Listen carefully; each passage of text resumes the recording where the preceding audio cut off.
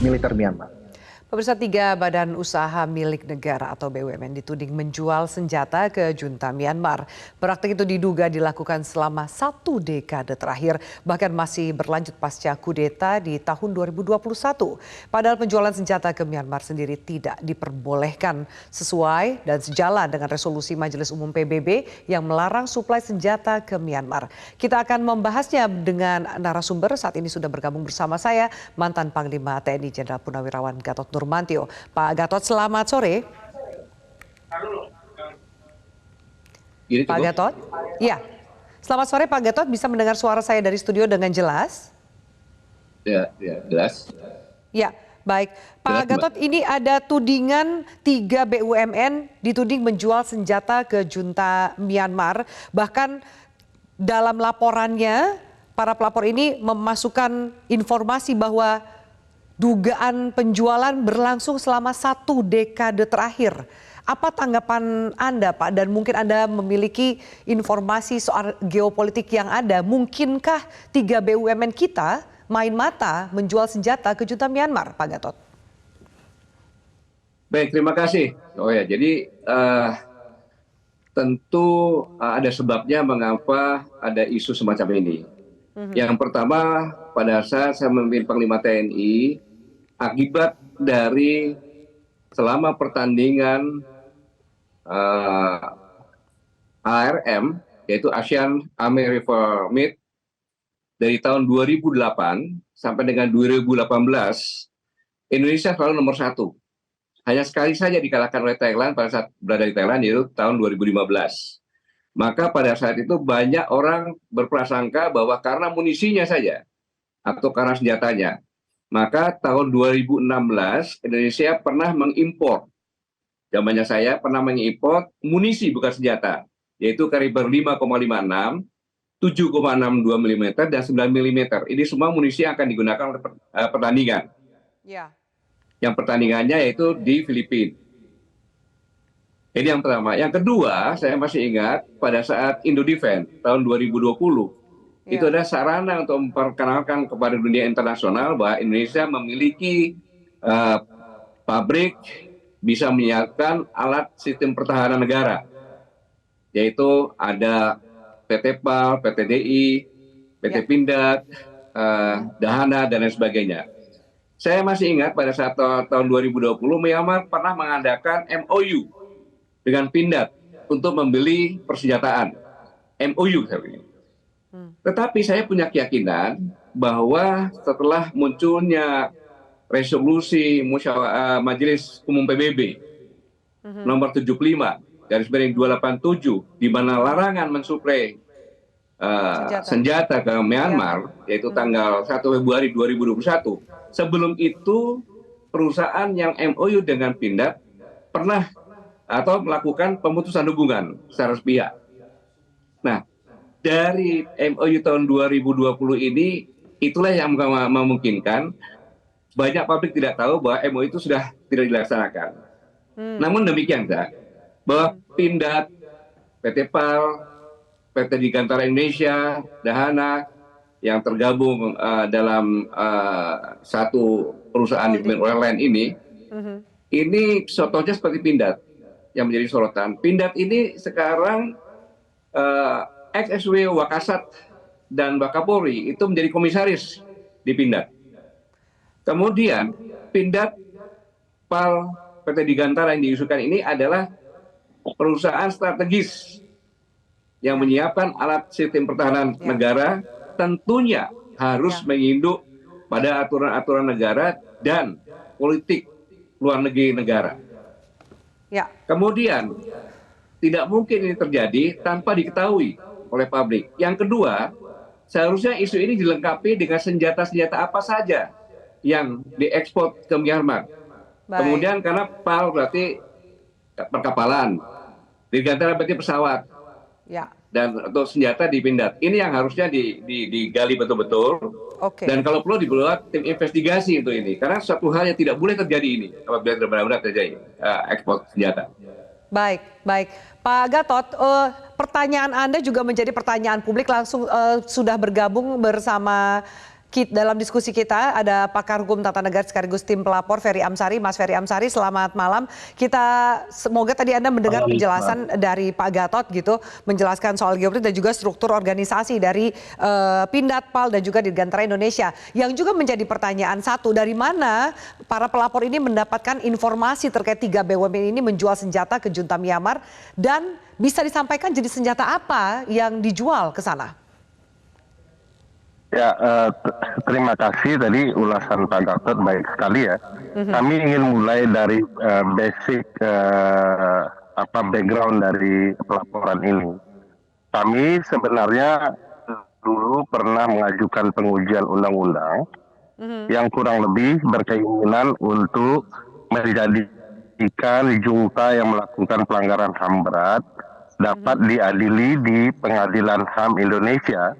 Dengan berbagai alasan. Satu, Indonesia itu adalah ibu kotanya negara ASEAN, sedang menjadi leadernya ASEAN dan segala macamnya ya. Namun kami dikalahkan. Dikalahkan itu begini, MK menyatakan argumentasi kami itu baik ya, bahwa konstitusi Indonesia itu tidak hanya melindungi warga negara Indonesia, tetapi juga hak setiap orang.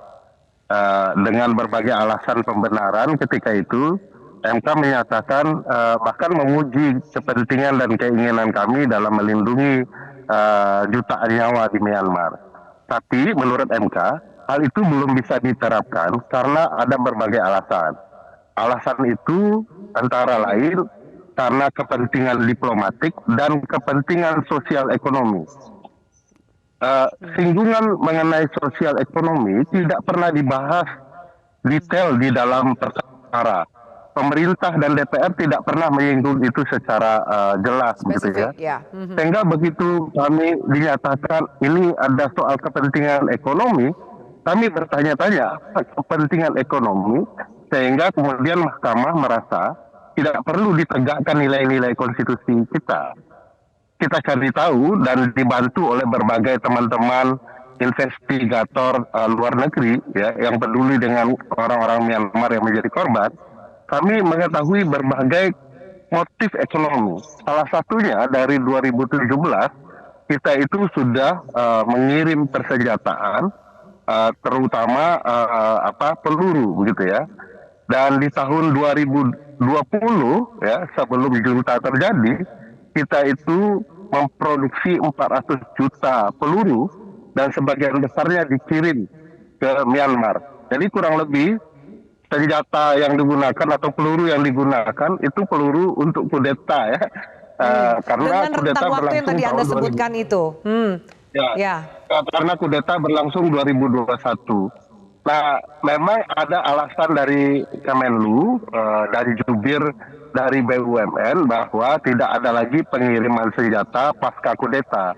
Tetapi seingat kami data dari Pindad sendiri menyatakan ada pameran di Pindad di Bandung yang dihadiri oleh Presiden, dan Presiden menyebutkan bahwa tolong ke depan dilakukan ekspor berbagai produk militer yang diproduksi oleh holding company-nya PT Pindad, PAL dan Dirgantara ke berbagai negara di ASEAN, termasuk salah satunya ditulis oleh Pindad sendiri Myanmar.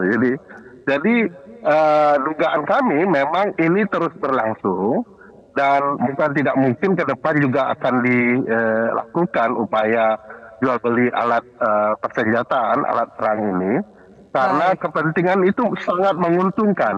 Jadi kami ingin, karena kami cuma adalah warga sipil, institusi negara dalam hal ini Komnas HAM, atau kemudian dibentuk tim pencari fakta, betul-betul memeriksa ya bisnis senjata militer Indonesia apakah terlibat dalam pembantaian etnis Rohingya dan warga negara Myanmar. Karena begini, ada pernyataan dari jubir BUMN yang kurang lebih begini pernyataannya, bahwa kami tidak lagi mengekspor barang persenjataan ke Myanmar, tetapi kalau terjadi ada pihak ketiga yang berbisnis senjata Indonesia ke Myanmar, kami tidak mengetahui. Jadi ini semacam lepas tanggung jawab yang saya khawatir ini bisnis gelap dengan berbagai sayapnya begitu ya. Baik, kita akan menarik penjelasan Anda, Mas Ferry. Kita akan bahas lebih lanjut. Kita harus jeda dulu. Nanti juga saya tanyakan ke Pak Gatot, apakah kemudian bisa ada tangan tahan pihak ketiga yang ternyata menjadi perantara dalam perdagangan senjata secara ilegal ini ke junta Myanmar. Kita lanjutkan sesaat lagi. Tetaplah bersama kami. Ekspansi dan perluasan pasar produk militer kita justru sebenarnya malah tidak bisa benar-benar maju kencang ya, karena dalam praktiknya BUMN pertahanan kita ke luar negeri itu tidak bisa sepenuhnya berbisnis dan meninggalkan garis kebijakan politik luar negeri maupun kepentingan pertahanan negara. Secara spesifik kita juga memang belum punya aturan yang membatasi atau melarang penjualan senjata ke negara-negara dengan konflik domestik bersenjata. Tapi secara normatif Undang-Undang Nomor 16 Tahun 2012 yang mengatur industri pertahanan sebenarnya sudah membuka ruang dan peluang untuk membatasi bahkan melarang penjualan alat peralatan hankam ke negara-negara seperti itu ya. Ya, baik, kita lanjutkan Pak Gatot. Saya minta tanggapan Anda Pak Gatot dengan statement tadi, termasuk menanggapi juga Mas Ferry penjelasan bahwa memang apakah betul Indonesia belum punya aturan yang spesifik soal pembatasan atau pelarangan jual beli persenjataan kepada negara yang juga berkonflik menggunakan senjata, Pak Gatot. Termasuk tadi menarik Mas Ferry katakan jangan-jangan ada tangan atau pihak ketiga yang menjadi perantara penjualan ini. Di mana celahnya? Mungkinkah itu terjadi? Silakan Pak Gatot. Baik, saya pikir apa yang dipikirkan oleh Mas Ferry wajar-wajar saja, dan itu adalah sesuatu pemikiran yang baik karena untuk menjaga negara ini melakukan pengkhianatan terhadap kesepakatan PBB. Tapi untuk diketahui kepada publik semuanya bahwa industri pertahanan di suatu negara itu dia tidak hanya memproduksi alat utama sistem persenjataan untuk negaranya. Dia akan bangkrut lebih cepat karena kondisi ekonomi dan sebagainya. Tetapi justru diperlukan hasil industri ini bisa diekspor ke negara manapun. Dengan catatan yang belum atau tidak ada resolusi PBB yang melarang kita menjual ke negara tersebut. Itu domainnya. Sehingga Indonesia melakukan semacam pameran alutsista, ya. Pameran alutsista kepada internasional. Siapapun yang hadir silahkan melihat, dan kita sudah mengirim banyak anoa, senjata segala macam.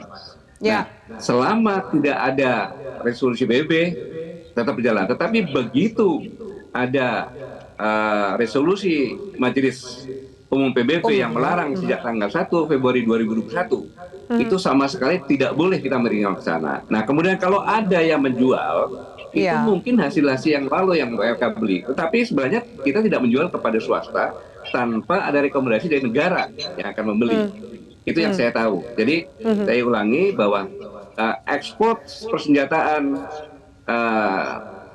industri pertahanan di Indonesia, baik Pindad, Dahana, kapal maupun dirgantara, itu memang secara besar-besaran, secara kita pamerkan, kemudian kita promosikan agar usaha itu tetap bisa berjalan. Tetapi begitu ada resolusi PBB, berhenti, dan saya yakin tidak ada. Kalau ada, itu adalah pengkhianatan terhadap negara, hukumannya sangat berat. Ya, oke, baik. Saya minta tanggapan dari Mas Ferry atas penjelasan dari Pak Gatot yang diyakini bahwa tidak ada. Bahkan mungkin tantangan ketiga itu adalah yang pembelian sebelum resolusi PBB nomor 75 287 yang jelas melarang suplai senjata ke Myanmar diterapkan, Mas Ferry. Ya, saya pikir loud and clear ya apa yang disampaikan Pak Gatot. Tentu itu perspektifnya positif ya, terutama soal tanggung jawab negara. Nah, berangkat dari pelaporan kami ini halnya sederhana ya, bahwa Pak Marzuki Darusman adalah mantan penyidik PBB untuk Myanmar. Dan beliau juga sudah memberikan gambaran bagaimana konflik kemanusiaan di sana, dan kita coba melihat ya tanggung jawab negara kita itu seperti apa. Nah, sekarang sudah ada temuan-temuan awal yang perlu ditindaklanjuti, terutama oleh Komnas HAM ya. Apakah nanti terbukti atau tidaknya betul-betul telah terjadi perdagangan senjata, baik secara formil atas perjanjian negara atau ada pihak ketiga yang tadi sudah digambarkan oleh Pak Gatot kalau ada jual beli dengan pihak ketiga itu juga harus atas rekomendasi negara. Nah tentu ini akan tanda tanya besar kalau kemudian ada pihak ketiga sebagaimana disinggung oleh jubir BUMN mengenai potensi pihak ketiga itu. Oleh karena itu saya pikir ya tanggung jawab negara sederhana, buktikan bahwa laporan ini tidak tepat, buktikan bahwa memang tidak terjadi upaya mencari untung dalam pelanggaran HAM berat di negara lain, sebab di dalam undang-undang pengadilan HAM, undang-undang HAM kita, kejahatan HAM berat yang terjadi di luar teritorial kita oleh warga negara Indonesia harus kemudian diadili dalam pengadilan HAM Indonesia. Nah ini tugas pengadilan HAM. Nah, tugas kami memberikan gambaran apa yang terjadi. Mohon institusi-institusi negara dalam hal ini Komnas HAM dan Kejaksaan Agung mencoba melakukan penyelidikan awal agar dugaan ini tidak menjadi liar atau ada upaya menyembunyikan bukti-bukti keterlibatan Indonesia dalam pelanggaran HAM berat di Myanmar. Mas Ferry, selain ke Komnas HAM, apakah ada mungkin wacana untuk melakukan pertemuan dengan Menteri BUMN atau bahkan dengan pihak 3 BUMN dalam hal ini adalah Pindad, PT PAL dan juga PT Dirgantara Indonesia untuk menelusuri kebenaran dari bukti atau laporan yang Anda miliki? Sebenarnya sepanjang niatnya baik ya untuk melindungi nyawa banyak orang di Myanmar, tentu kami menerima saja. Tidak hanya 3 perusahaan, kan ada juga 3 kementerian ya, Menteri Luar Negeri, Menteri Pertahanan, dan Menteri BUMN dalam kisruh ini ya. Nah, kami juga akan sangat terbuka. Bahkan beberapa hari yang lalu salah satu pelapor ditelepon oleh Menteri Luar Negeri membicarakan apakah pelaporan ini betul-betul punya dasar atau segala macamnya, dan kami tentu dengan terbuka untuk menyampaikan dari mana basis laporan. Kalau dibaca laporan itu sebenarnya semua kita footnote-kan data itu ya. Dan sebagian besar itu dari open source, bahkan dari YouTube website pemerintahan. Cuman ada ditambah informasi-informasi lain yang dibantu oleh investigator kami di luar negeri. Jadi tinggal silakan buktikan sebaliknya begitu ya.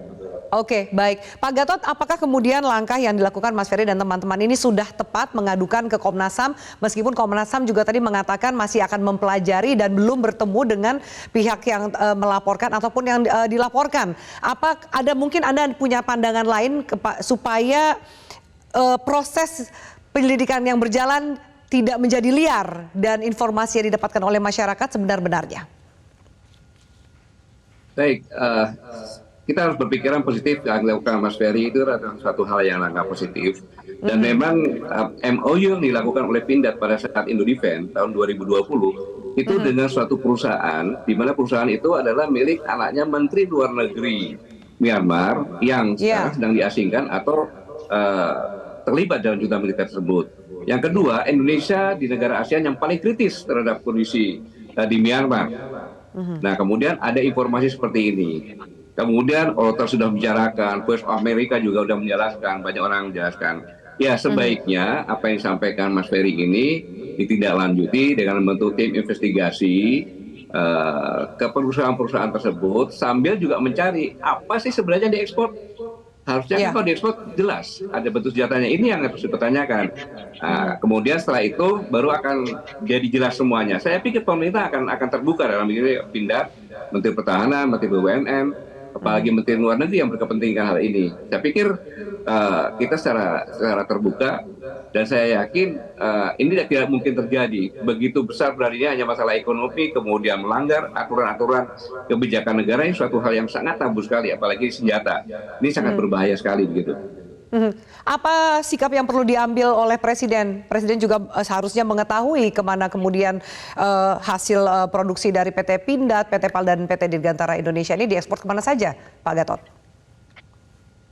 Pasti ekspor dari PT Pindad ini dilaporkan secara berjenjang Menteri Pertahanan pasti tahu, Menteri BUMN juga pasti tahu, dan Menteri Luar Negeri juga dilaporkan. Panglima TNI juga dilaporkan. Jadi saya tahu tentang masalah ini.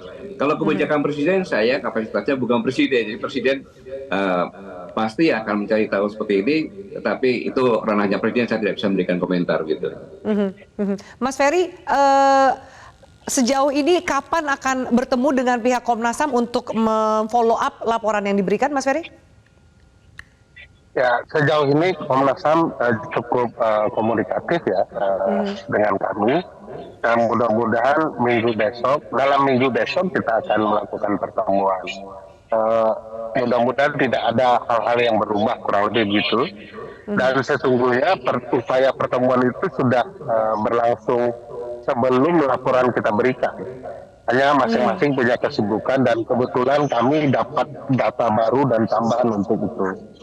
Nah, yang menarik sebenarnya sih Mbak Afi, bahwa dalam berbagai hal, salah satu yang menarik dari pameran senjata di Bandung yang dihadiri oleh Presiden memerintahkan untuk meningkatkan ekspor persenjataan kita. Dan negara-negara yang diumumkan dalam pameran itu salah satunya Myanmar, Filipina, Brunei, Timor Leste lain. Jadi menurut saya sebenarnya untuk bukti permulaan yang cukup itu terang benerang. Tinggal kemudian institusi negara mau dan presiden mau mendeklarasi bahwa tidak akan ada jual beli untuk Myanmar. Apapun alasannya, apapun karena persenjataan yang dibutuhkan Myanmar akan jauh lebih banyak, jumlah peluru yang dibutuhkan juga lebih banyak, dan ini kalau bicara keuntungan ya, itu juga sangat mencurigakan dari pernyataan presiden dan perusahaan-perusahaan persenjataan kita, karena mereka mengatakan ini adalah keuntungan besar dan jumlah alat-alat persenjataan kita laku dijual begitu ya. Oke. Sebagaimana logikanya, karena Myanmar salah satu negara yang sangat ingin membutuhkan senjata kita, dan namanya disebut di dalam website resmi PT Pindad. Baik, saya minta tanggapan terakhir dari Pak Gatot ketika tadi menyambung penjelasan dari Mas Ferry. Ketika ternyata 3 BUMN ini mengedepankan pertimbangan bisnis dan keuntungan bisnis, sehingga sempat disampaikan Indonesia benarkah tidak bisa mendikte batasan penggunaan alutsista yang sudah dibeli itu? Tanggapan Anda, Pak Gatot? Baik, Bung Ferry, kalau Presiden menyampaikan meningkatkan penjualan di negara-negara ASEAN, itu disampaikan setelah 1 Februari 2021 atau setelah resolusi PBB 75287, saya pasti akan mengutuk itu. Tapi kalau sebelumnya memang harus dilakukan seperti itu, karena saya katakan tadi bahwa PT Pindad, Dirgantara Indonesia dan PAL memang ekspansif untuk sebanyak-banyaknya mungkin mengekspor, tetapi sesuai dengan aturan internasional yang ada. Jadi kalau setelah dibeli kemudian kita melarang, kita tidak ada keterikatan seperti itu. Bagaimana kalau kita menjual, karena sebelumnya tidak ada perjanjian antara dua negara, kecuali sudah ada perjanjian. Ini tidak ada gitu. Jadi demikian kita menjual pada negara yang benar-benar negara tetangga kita. Setelah kejadian sudah ada larangan secara jelas, dan BUMN apapun itu harus ikut dengan politik negara dan keputusan negara. Saya pikir demikian. Baik. Mas Ferry, Pak Gatot. Pak Gatot, saya cuma menambahkan sedikit, Mbak Afi. Pernyataan Presiden itu terjadi pada bulan Juli 2023. Iya. Dan kebetulan setelah pernyataan itu Pindad mencantumkan negara-negara tempat ekspor yang akan dituju, salah satunya Myanmar. Adalah Myanmar. Itu sebabnya laporan kami mencurigakan. Ya, makanya kami pun mengutuk kalau itu ditujukan untuk kepentingan pelanggaran HAM berat. Terima kasih pernyataannya, Pak. Terima kasih Pak Gatot dan Mas Ferry Amsari untuk diskusi kita. Kita akan nantikan seperti apa perkembangan follow up juga dari laporan yang disampaikan ke Komnas HAM. Terima kasih untuk waktu Anda, Bapak-Bapak. Selamat malam, sampai jumpa. Jelajahi cara baru mendapatkan informasi. Download Metro TV Extend sekarang.